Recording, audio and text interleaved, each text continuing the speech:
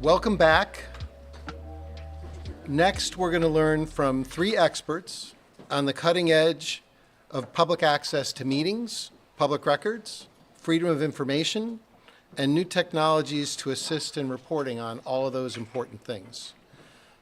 Charles Minshew is digital storytelling editor at the Atlanta Journal-Constitution, an award-winning data journalist who helps newsrooms excel in storytelling through training and custom data analysis.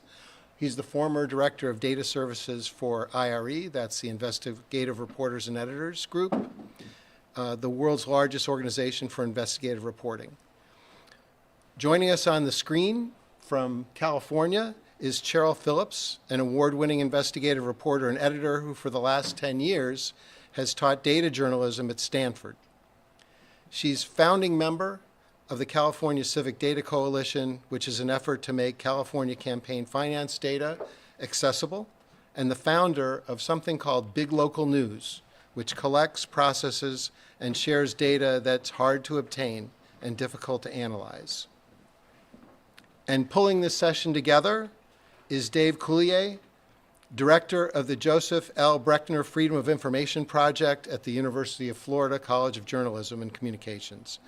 Dave is, without a doubt, one of the country's foremost experts on the Freedom of Information Act. Before joining UF in July 2023, he taught access to public records and data journalism at the University of Arizona. Lots of time before that as a working journalist. So Dave, please take it away. Thank you, Rick, and thank you all for being here. For this session, we hope this will be practical news you can use. Tools that you can use in your reporting to educate the public and make you better access gurus, Jedis. So that's kind of the idea here. And we're going to start with Cheryl. She's going to introduce some cool data and tools they have at Big Local News for journalists that you can use in your reporting. I'm going to follow up with a demo of how you can apply some of this data that we've just launched a couple weeks ago with the secrecy tracker, we call it. And then Charles will follow up with AI tools and how you can use those for your process. So I think it'll be helpful. We'll certainly have time for questions and all that sort of thing. So Cheryl, we're going to start with you, and I have to give a plug. Cheryl was a board member for IRE, Investigative Reporters and Editors, and next month they're having their National Institute for Computer Assisted Reporting Conference in Minneapolis. If you're at all interested in data journalism, I encourage you to go. It's great. Or in June, the IRE conference, which will be in New Orleans, I believe. An amazing place to learn all these tips and more. So cheap plug for IRE, but I believe in that organization. It's amazing. So Cheryl, we'll let you start and show the amazing tools that you have at Big Local News. Sounds great. Just as an FYI, I will be around as long as I can for the panel. I'm going to have to drop a little bit early because I have another panel in person here at Stanford. So,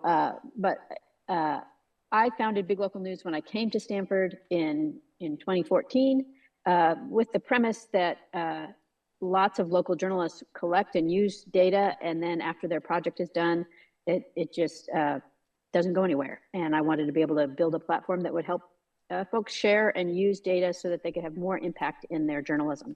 So I'm going to share my screen and just kind of talk a little bit about some of the things that we do here at Big Local News. Hopefully you can take advantage of some of them. And let me just get to my slideshow.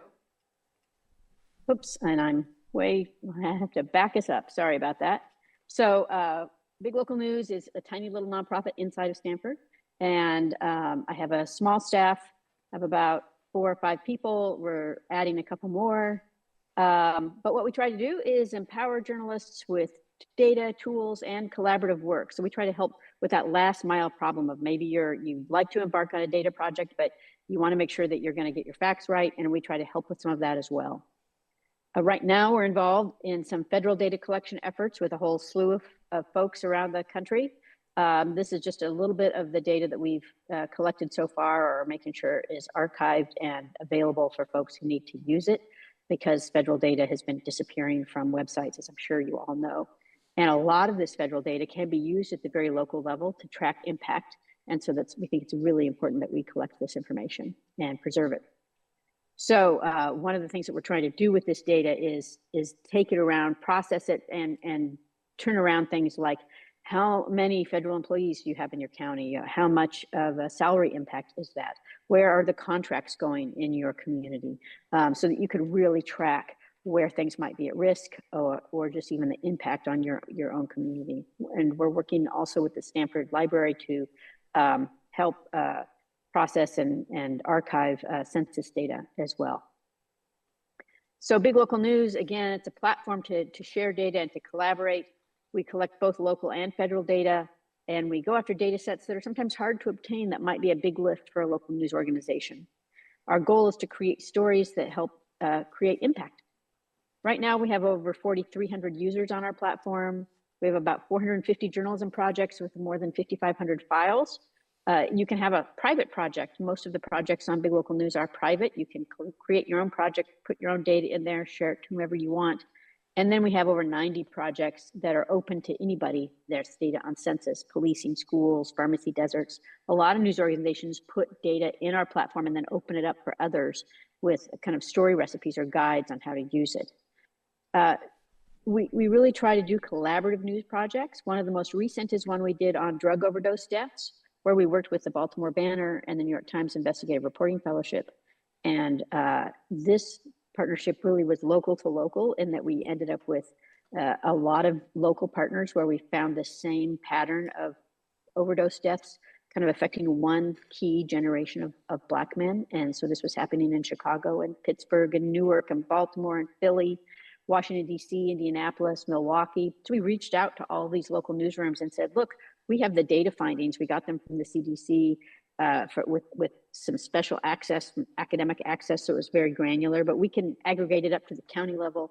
We can work with you, give you these data findings, and you can go tell your story as best you think it should be told. And so that's what we did.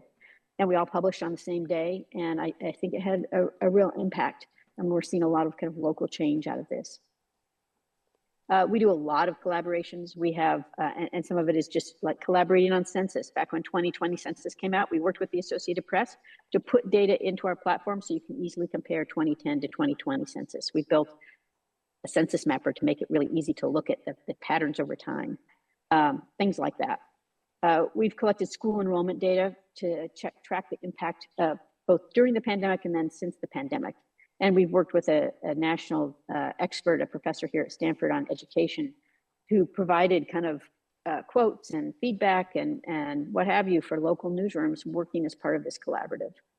So those are just a couple of the projects that we have kind of collaborated with, and where we have data sitting in our platform with story recipes, with guides on how to use that data. Another thing that we do is we work with alerts. And so I know that you're going to hear more about Build Track 50 in a little bit, but Build Track 50 main monitor is a what we call a Data Plus member of Big Local News. And so they have access to Build Track 50, and they built their own search, their own kind of like embeddable widget on their site that allows people to track what's going on with the legislature in their state. And that's and they can get email alerts for any particular topic, any of their reporters. And that's a really, I think, vital tool. We collect all the layoff notices across the country. There's a federal act called the WARN Act that means that basically any large employer has to give a 60-day notice of layoffs. And most states post that data on their own sites. And so we scrape it all and bring it together, and we create like a little alerting system. And the Baltimore Banner, in fact, just did 2 stories about companies that were laying people off because of the cuts to USAID. And they found out about those because of the layoff notices. And all of that data, so even if somebody's not, getting the alerts from us, they can just go to our site and grab that data every single day. We put it into our site every day for people to access.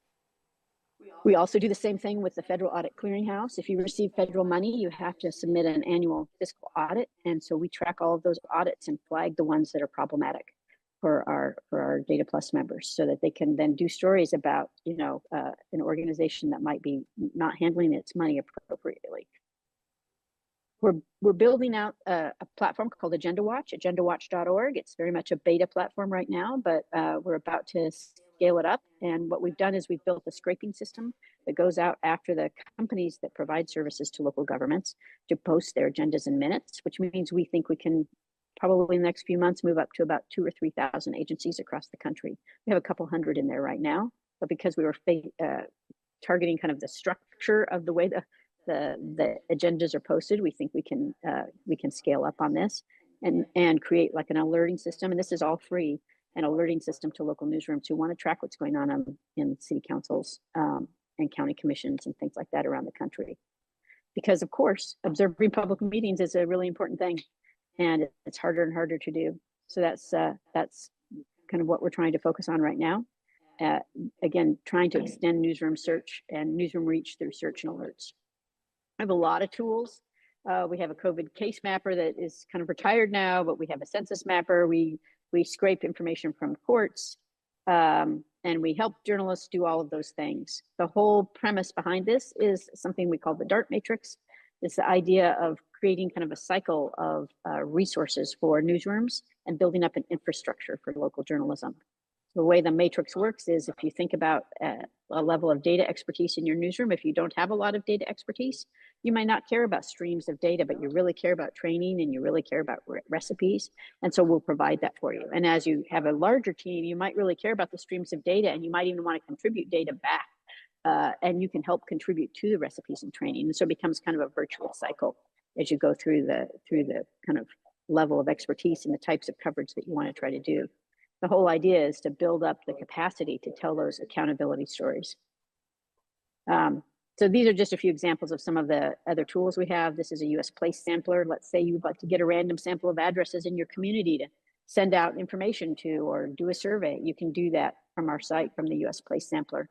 And you just basically draw a map of what you want and tell it that I'd like 2% of the population, please, and it will return back a data file with that information. We've used that in partnership with the markup to look at internet load times. But it's again, that was one of the challenges that the markup had. And so they built some code that allowed them to do that. And we turned it into an app to make it easy for anybody. This is just an example of what it looks like. This is the census mapper. I know it's been a little while since the 2020 census, but it's still very useful data. And one of the things you can do with this is you can zoom into your neighborhood county census tract and look at the patterns from 2010 to 2010. And you can then embed that as a graphic in your own site. You can also just automatically upload data to Big Local News. And this is just an example of trying to scrape information from local courts. We're still working on that one, but if you have a real need, reach out to us because we'd be happy to help. And then we're just trying to work at how to automate data collection. That's one of the other things that we're trying to build out kind of systems for. Yeah, I think those are kind of the main things that I wanted to touch on. I don't know if I've gone over or under time, but I'm also happy to answer questions. Well, that was great, Cheryl, and we will take some questions now, knowing you have to leave soon here, so thank you. And I'll just start with one question. So with all this amazing data, these tools, these resources, if someone in this room or watching online wants to sign up, I'm guessing this must cost $1,000 a month subscription, yes? $5,000 a month? The minimum membership is $10,000 a year for a single newsroom. And basically you can just reach out to us, and we have different levels that depending on the level of support, but that's essentially what it is. Sometimes it's, we'll if you have like a newsroom of, like if you have an organization of 3 newsrooms, but they're small, then maybe we just stick with that same subscription level. And I just want to stress that a lot of what we do is still open for anybody. For example, we have quarterly open office hours. We'll meet with anybody. Just come to our Zoom. We will help you with stuff. If you have a collaboration idea, you can't afford to become a member, that's fine. Reach out to us because maybe it's something that will scale across newsrooms. And so we'll be interested and we want to really help. Right, right. But if there's a college student here who wants to check out this data, they go online and they pay $10,000? No, if the platform is free. You It's go to Big Local News. free. It's free for anybody Yeah, to go online, that's right.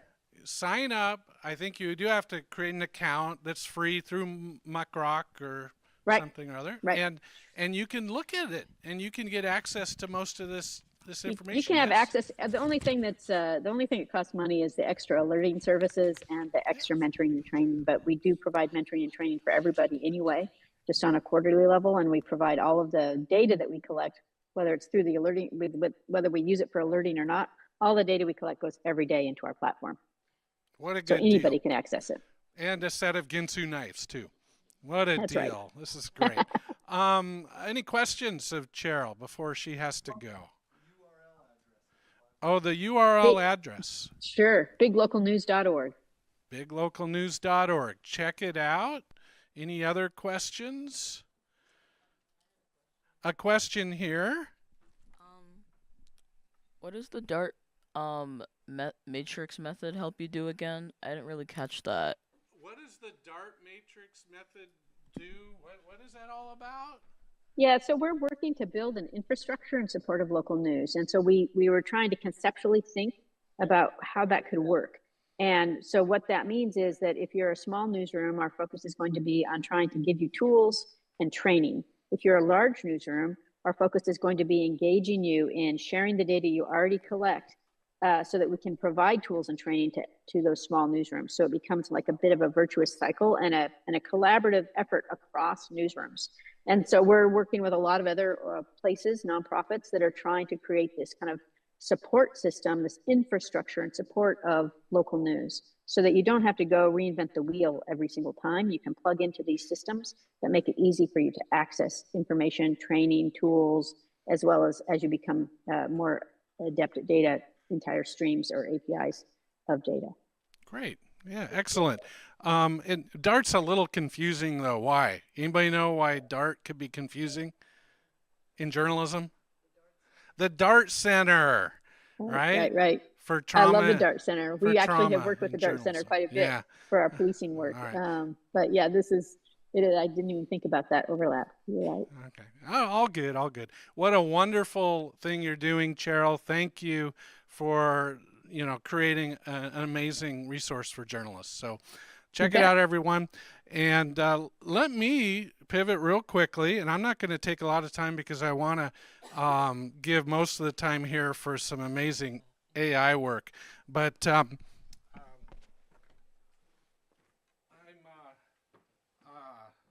whoop, here we go. Boop. Okay, where are we here? Here we go. So taking some of this data gives you a lot of options. And I want to highlight this secrecy tracker, which is in beta. We just launched it from the Brechner Center here, Brechner Freedom of Information Project, which, by the way, has been around here at the University of Florida for 48 years, doing research and education and access to government information. And feel free to reach out if you ever run into roadblocks. We're here to help. But we thought we need to monitor all the bills and laws that get through that make records and meetings secret, because that's really not done at the national level. So we worked with a company called BillTrack 50. And what's special about BillTrack 50 is, one, the founder is from Colorado, a member of the Colorado Freedom of Information Coalition. She drank the Kool-Aid. She gets it.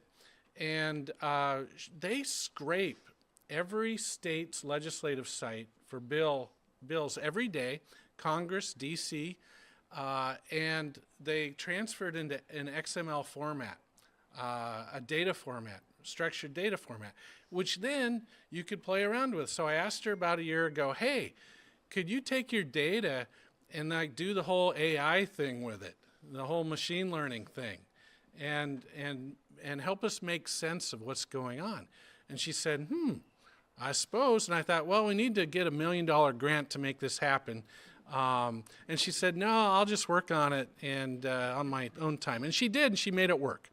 So if you could go to Bill Track 50 now and use that, there's a free option with most of the data available to you, and you can search it for any topic. So if you cover environment, and you're interested in what environmental regulations being proposed in any state or across the country, you can search for whatever topic. And then you hit this button called similar, and it'll find bills that are similar to what you're after beyond the keywords. And it'll find bills that are spot on that didn't even have your keywords. It reduces false positives, and it finds bills that would slip through. So we thought, well, let's apply this to public records and meetings. So we developed the secrecy tracker, which allows you to see what's going on around the country in your state when it comes to this particular topic.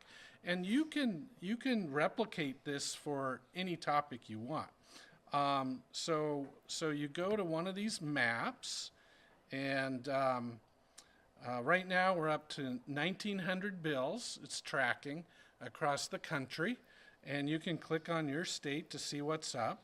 We'll just go Florida, since we'll probably use that as an example.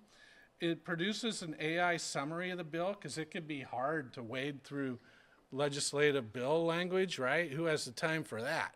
So the AI bill will do that. Let's pick one. Public Records Agency for Healthcare. I don't know what this is about, but we'll take a look. So it provides a summary, creates a new exemption for when it comes to some kind of health information, this sort of thing. Boy, exemptions. Do we see those every now and then? Every year, hundreds of exemptions. Thousands in the current country get proposed. Some are more meaningful than others. And some you want to be on top of, right? And so then you can take a look at the information, the document. And again, you can make something like this for any topic that interests you. It's very cool. You can embed this on your website as a widget. So your readers have access to all this. So this is just a sample. It also goes back to her founding of the company, which is 2011.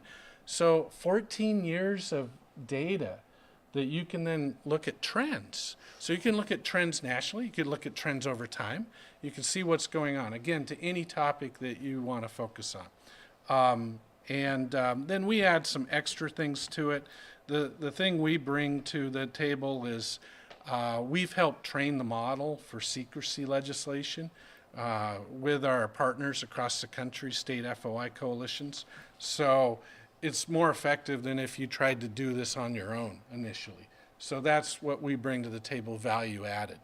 And so check it out, and for two reasons. One, as a model for something you might want to do down the road on a topic or area of your beat that you cover, or tracking legislation in your state if you're a state house reporter. And two, follow it and see what's going on in your state to close down government and educate the public so they can take action if they wish.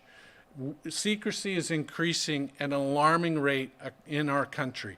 10 years ago, if you asked for a record, you'd get it half the time, according to our research. Now it's down to 13% of the time, and it's a steady line down. And when it gets to zero, what does that mean for our society, for democracy? It is that imperative. And we all here in this room and online, we have an obligation to tell the public what's happening with their government. That's my lecture for the day. And I think we'll move to Charles and then open up questions afterward after he shows some great tools. Thank you so much. Oh, you're welcome.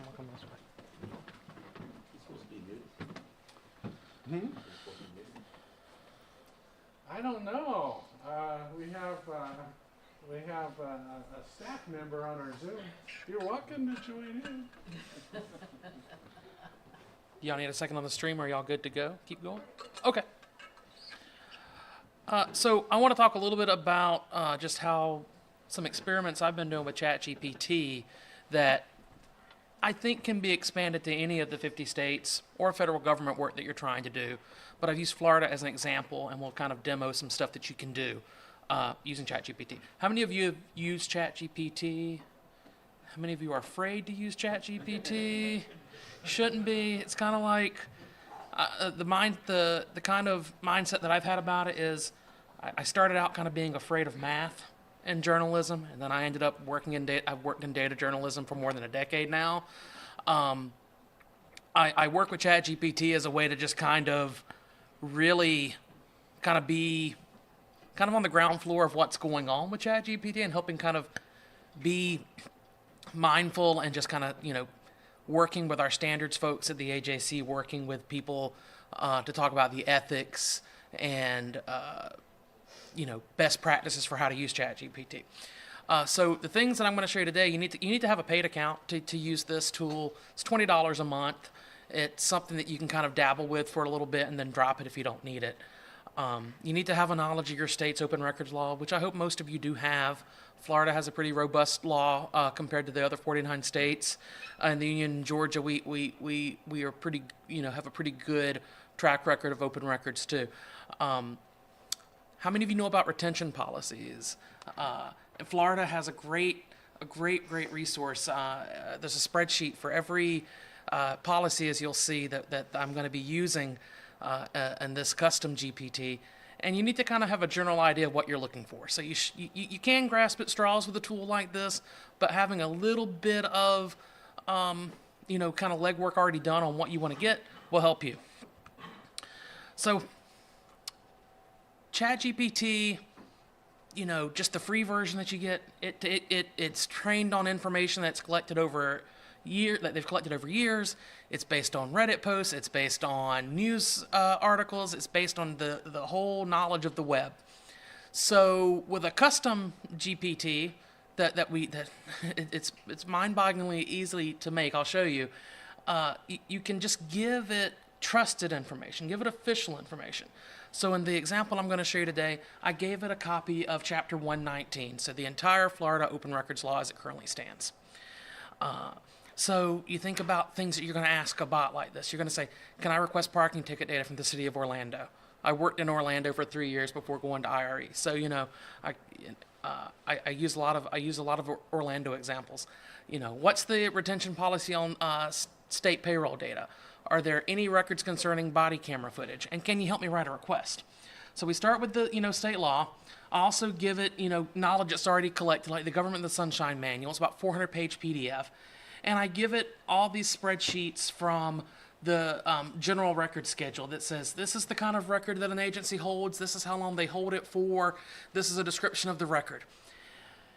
And then I let it search the web too. And I say, okay, go to any official state of Florida website, but don't use sites like Wikipedia. Don't use unofficial sources of information to answer questions.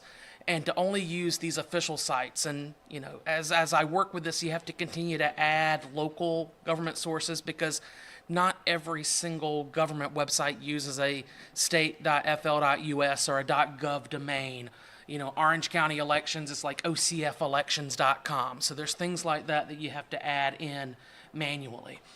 But it's pretty cool because I can actually, the best way to build a custom ChatGPT bot is you kind of tell the widget maker what kind of widgets you want it to make. You tell it, I want you to do this, and it knows exactly, using the code base, knows exactly how to kind of build itself. It's kind of scary, but it's kind of cool at the same time. So I can ask it, can you help me write a records request for parking tickets written in Gainesville, Florida? And it's going to tell me, one, identify the custodian of records. So in this case, there's 3 possibilities for parking tickets here. There's the Gainesville Police Department, there's City of Gainesville Parking Management, Alachua County Clerk of Court, but because even University Police Department, it's going to go to the Alachua County Clerk of Court if you actually want to get that record. I'm sure you get lots of speeding tickets around here with 20-mile-per-hour speed zones. I remember looking at so many moving violations for your scooters too. So just always look for the 5-digit tag number instead of the 6-digit tag number. That's how you find your scooters very easily. It helps, and it tells you to prepare your public records request, and even can write the records request for you, and it's going to be based on Florida Statute 119. There are some links here. I would take a picture of this. I did not put a QR code. Actually, take a picture of the TV screens behind you because you don't have the lines in the middle of the URL. Including a copy of this presentation, which are going to look different. They're not going to look like these very stylish slides that they've put together for me. And no questions yet because I'm going to slide back over here. We're going to go to ChatGPT. Because I've done this for Georgia and I've tested it for Tennessee. And the Florida one's the only one I gave a catchy name to. I just called it Sunrise, shedding lights on Florida's open records. So somebody kind of give me something that we might want to look for in the state of Florida. What are we going to ask for from an agency? Governor's travel schedule. Governor's travel schedule, which I know what's going to tell me. I'm online. I don't know what'll happen when I search for this. Can I get the governor's travel records? I'm going to say including travel on his plane, which I know that was a thing when Rick Scott was governor too, that he flew around a lot on his private jet.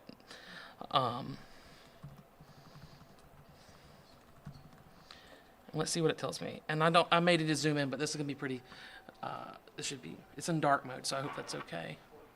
It's searching when, it says, yes, you can obtain, but it doesn't know what we know, right? It doesn't know, maybe we have responses to records requests that we can give it as knowledge to say, well, we've been denied this before. So it's giving me options to look for things like travel vouchers. So maybe that's something you could look for if there's been a voucher filed by members of the governor's staff, and maybe not the governor himself. Maybe the governor has executive security that's going to be filing expense reports. I've seen that with the mayor of Atlanta, actually. The mayor's travel is covered a lot by his campaign, but he has 2 security officers who travel with him who get paid by the city and later reimbursed by the campaign.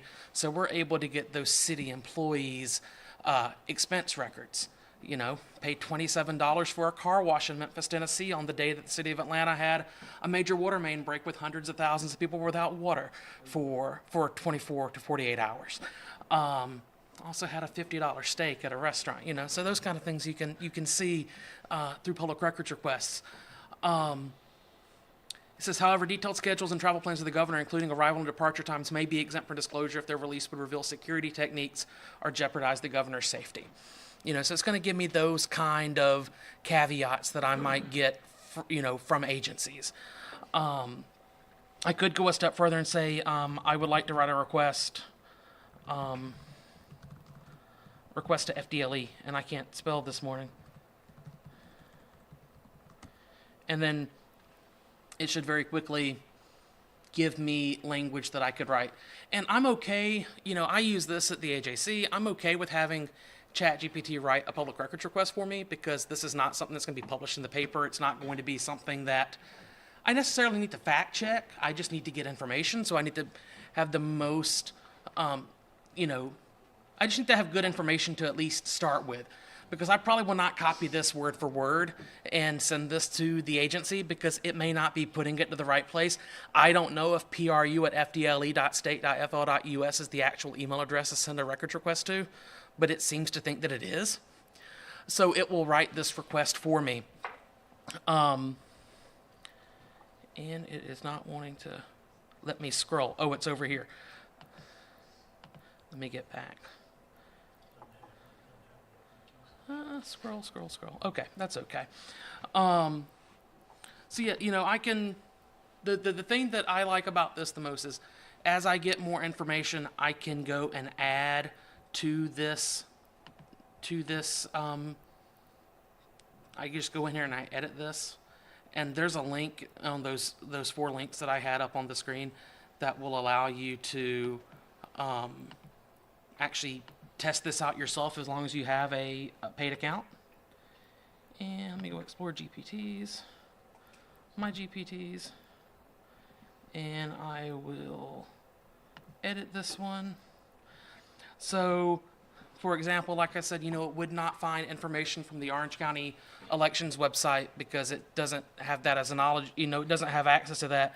I was like, I can just say, can you please add ocfelections.com to your knowledge base? And then you're going to see, well, you have to click the, you see the little wrench working over there. It's actually adding that to my configuration. I press the save button, and then that's going to be immediately updated. So if you're working in a newsroom with 5 or 6 people, or if you have reporters who need access to something like this internally, you just get one account that you kind of share a login with, and then you all just use the $20, $20 a month for 5 or 6 people is a lot better than one person, right? And then you can use this. Now, granted, I would only use this for public information. This is still going to be working with information in the cloud. Even though ChatGPT says they will not take your answers and actually add it to models, I don't always trust that guarantee if the information's not protected, or if there's a data breach. So I would not put non-published information in here. The everything that I've put in here is all this basic information. So, I give it conversation starters, and then I give it the knowledge that it's going to pull from. So this is the Florida Government, the Sunshine Manual, and these are all those spreadsheets from the general record schedules that have all the information about the different things that agencies keep. A retention schedule, if you're familiar with them, they don't, I call it a menu, but there are some things that are off the menu to you. They just hold them, but they're not they're still exempt from public records. So be mindful of that. I've built this for other states. I've built this for Georgia, for anybody that's online that's from other states, and I've also tested it with Tennessee. The same thing kind of holds true with the Georgia Open Records Guide. The state of Georgia does not have those great retention schedules that are just in spreadsheet format that are easy to pull from. But the Georgia First Amendment Foundation has published a yellow book on access to open records and a blue book on access to records of police departments and a red book on open meetings. So, that's a lot of knowledge that's already been distilled down that I can give ChatGPT. And the one of the last thoughts I'm really thinking of is that you could take things like Attorney General opinions that further clarify the state that you're in for their open records law to really give it context that it needs to kind of point you to records and to help you write your requests. I'm probably talking way too fast. We still got about 15 minutes for what's up. No, we're going to talk about this a little bit. So Charles, first, we're going to partner and do this for every state. I want to, yeah. All right. I've got some emails I need to respond to still about that. Well, let's say a reporter, any reporters in here? What's your beat? K-12 education. Okay, so say there's a reporter who covers K-12 education. Yeah. And they want to create something like this really geared toward that beat, right? What do you suggest they do? Is that possible? And what could they create? So one thing I would do is that at that point, I would build something like this that really hones in on Florida's Department of Education website, and then as many of the local school boards that you cover, whether that's Alachua County, Orange, whatever, and just have it say, hey, go find everything on this website. Because, we still know it's important to build sources within those places. We've seen that with the Uvalde reporting this morning, that not everything is going to be accessible online. But a tool like this will kind of help you uncover everything that is accessible online. Because, there's so many agencies that post spreadsheets and documents and stuff. They share it within the office, and this can find it because somebody just put it on the internet. But this reporter could actually request a detailed budget from the school district, for example, that isn't online already, feed it into it. They could take other documents, feed it into it, and before you know it, what kind of, they could ask it what records are available. Yeah, that's what I'm asking right now. What records for K through 12 schools exist? And it's probably going to give me an entire list of things that exist. Tons of story ideas. What else could you ask it that might be helpful? I'll ask it, general questions about what exemptions might apply to this request, because I want to anticipate what they're going to push back with. So you can kind of spend some time having ChatGPT negotiate with you on ways around, especially if you don't have access to an attorney right off the bat. You can go ahead and just try to game out some of those possibilities of roadblocks that you're going to run into from an agency. Maybe feed in the Reporters Committee for Freedom of the Press Open Government Guide, maybe specific case law to things regarding K-12 public records. Then you can start citing cases left and right. So that's great. And these are the K through 12 records that just gave me the list from the retention policy for the state of Florida. For GS1 would be the General Schedule 1 is where those records exist. Cool. And I think some from General Schedule 2. So some people might be wondering, well, how do I do this? Is there a step-by-step guide to create this? What do you recommend? Do you have Well, such a I tip can sheet? actually give you the step-by-step guide in about 30 seconds here.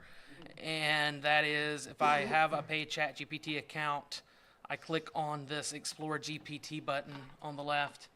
I create a GPT, and I just basically tell it what would I like it to do.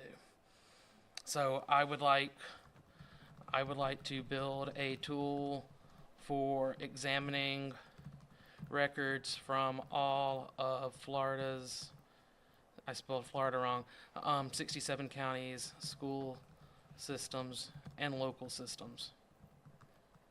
And it's going to probably give me some suggestions on what I could do.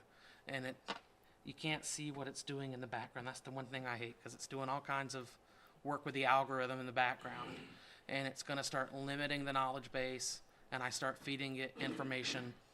So it's like, okay, examines and analyzes records of Florida 67 school districts. There's more than 67, I think, especially if you have local. Show me enrollment trends from Miami-Dade. Compare budgets for 2 Florida school districts. And I can specify by count. I don't know if this is going to work or not. We're just doing this in 30 seconds or a minute and a half. Let's compare Alachua and Orange. Those are the first 2 that came to mind. And it's now searching the web. I don't know if this is true, but according to WFT.org, 612.8 million for the Alachua County Public Schools in 2024-2025, and OrangeObserver.com. I do not think they spent $6.75 billion in Orange County. Maybe they did.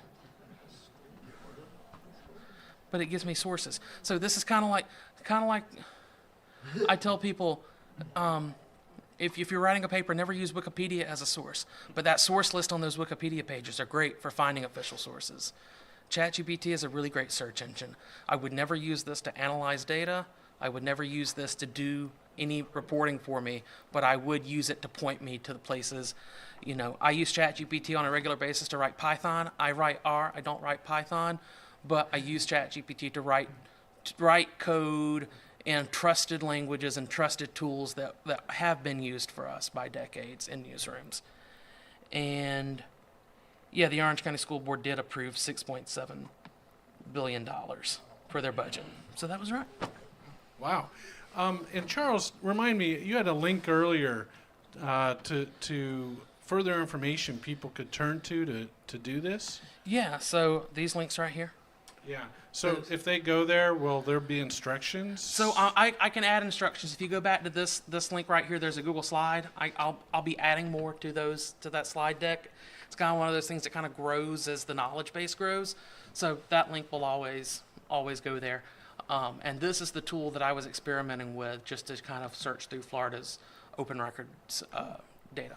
And one thing that might be helpful in your guide is like, what kind of prompts have you found have been productive? Yeah, right? To give people a head start. Yeah, I will say that prompt engineering is really important, and I've been talking to Tyler Dukes at McClatchy about this for a class we're teaching in a couple weeks. I can write a prompt that says, I want to write a very basic open records request, and it will do things like, I hope this email finds you well. I would like the budget for the Georgia Department of Transportation for 2024. That's not going to get you anything. But if you have to help guide it to be very specific in cases, because we're going to get that response back from an agency that's like, oh, this is an overbroad request, please adjust. So do that kind of negotiation when you write the request. And my last question before I open it up here is, what stories have come out of all this cool stuff that you're doing? So actually, at the AJC, we recently published an investigation on the use of pit maneuvers by the Georgia State Patrol. And we actually, as part of that request, we got 7,000 PDFs of information that show. So basically, here's how it goes. Georgia State Patrol does not keep track of how fast their cars are going whenever they do a pit maneuver. They're not supposed to do it for over 35 miles an hour. In this case, they were going almost 80 miles an hour. So we got these 7,000 PDFs, which will just describe things like, oh, we went 35 miles in 35 minutes. So, and it's written in a lot of different ways. Well, we fed ChatGPT maybe 10 or 15 of those documents, said, hey, can you read these sections and help us identify common language? And then we used Python to actually write scripts that would then extract those kind of, that specific language from those 7,000 documents. So instead of us having to read 7,000 documents and building a database, we were able to take a couple months of work and do it in a couple of weeks. Did you have any reporters find story ideas by asking it? We have not done that yet. We've been kind of, like I said, at the AJC, we've been using it primarily to write code and to debug things and write these record requests, things that are trusted, just to kind of get us there. But we haven't started asking reporting questions yet because one thing, we're still kind of, we do have access to our company is owned by Cox Enterprises. It has a closed system that we use called Copilot through Microsoft. So that's something to be mindful of if you're using an open system that could send your information back out to the web versus one that's going to be tightly controlled within the company and protected by enterprise agreements and our attorneys. Okay, great. Questions? We have one here. Pam Fine.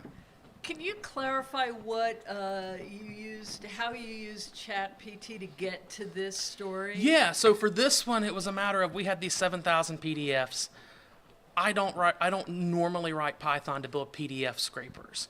So what I was able to do was to give it a copy of a PDF and have it look for the structure in the data and make suggestions on code to write so that I could more effectively scrape those 7,000 PDFs. And also, when I give it a random sample of just 10 that I pull from the 7,000, say, hey, how do they write how far they traveled in the distance and look for differences? So looking for patterns in the data.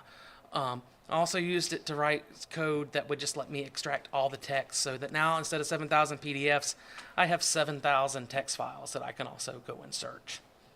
So never did the analysis, just helped me root out the things I was looking for to do analysis on.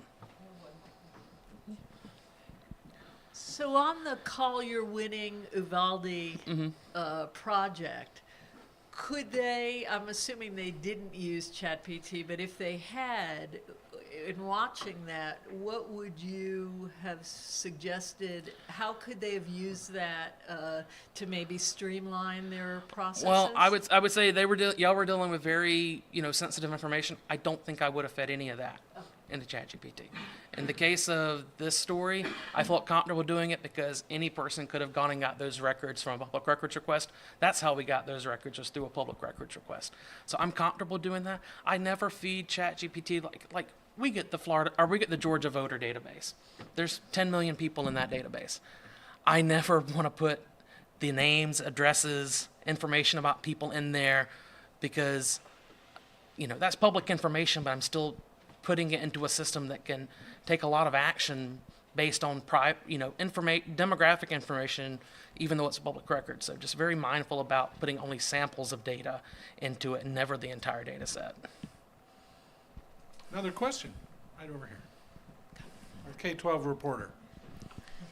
You talk about coding as if it's second nature, building programs and analyzing data. And as somebody who doesn't know how to code, Do you think it's becoming a necessity for journalists to have that information to build those programs and analyze data further? I don't think it's an absolute necessity because I talk about coding the way I do because I've done it for more than 10 years and I've taught it at IRE and in classrooms for 5 or 6 years. So it kind of comes naturally to me to think about it that way.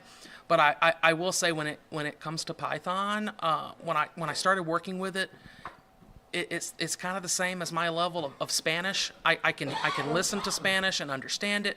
I can read it, but I can never hold a full conversation in Spanish. It's just beyond my cognitive capability right now. Practicing, but not there. So Python, what I've learned is I now know kind of how to spot errors in code based on the work that I've done with ChatGPT. It can help you set it up on how to use it on your computer because it's the same as me going, how many of you have used Stack Overflow if you're looking for questions on the internet? I find that to be a very scary, sometimes a toxic place. I don't have the toxicity with ChatGPT. No one telling me, hey, try that yourself first. But I do think it's important to understand it and to surround yourself with people who might. Do you work in a newsroom that might have a team of people or a person who can do code work at all, or is it just you?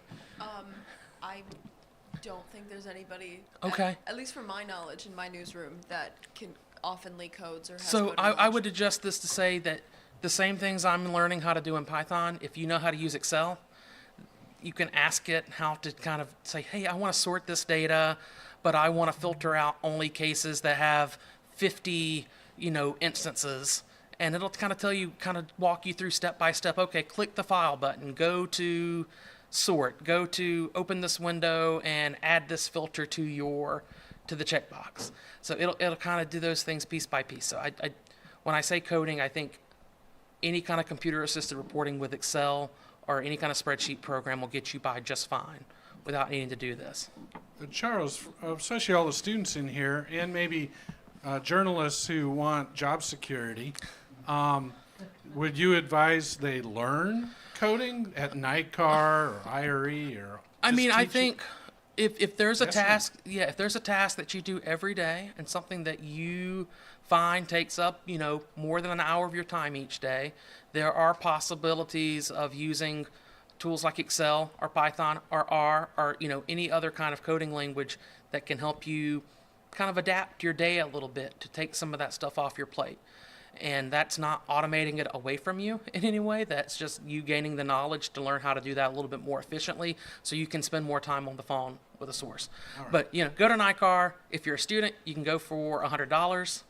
And you can actually join IRE as a student member for 3 years after you graduate at the student rate. Question here. Probably the most common response a reporter gets when he or she is seeking a mass amount of information from a state agency is the need and time and cost of redaction. Mm-hmm. How does ChatGPT give you a way around this, or is it stymied as reporters are now? Probably as stymied as we are, just because, if we're dealing with documents, I don't know if it's going to say, hey, how do you get around the redactions beyond, I've seen it say, request the metadata of emails rather than the full text of emails, which we've done, in Georgia quite a few times. Just ask for the subject, who sent it, who received it, date and time, and say, hey, don't give me the full text. I'm not sure of a good strategy with ChatGPT to have it adjust a records request to get around redaction. But I would say when it comes to databases, I just tell agencies, don't export the column with the information that is exempt. I had an agency in Atlanta that wanted $13 million and 185 years to give us a water bill database, and it's because they have a notes field that they probably were keeping Social Security numbers in. And we said, well, don't give us the notes field, and I think that dropped down to $9,000 at that point, and less than 185 years. Well, thank you, Charles. That was great. And thank all of you. We'll be here through Friday, so, ask questions if you want. And it looks like lunchtime, Rick. Thanks, Dave and Charles and Cheryl, who is off to another meeting. Yeah, we've got a break now. There are box lunches in the room back there. We reconvene at 12:45. So please come back. And again, thanks again for a great presentation. And I should also say, boy, this sounds bad. We have your emails, but we will send you this when we get back with you to get a survey and feedback on these sessions.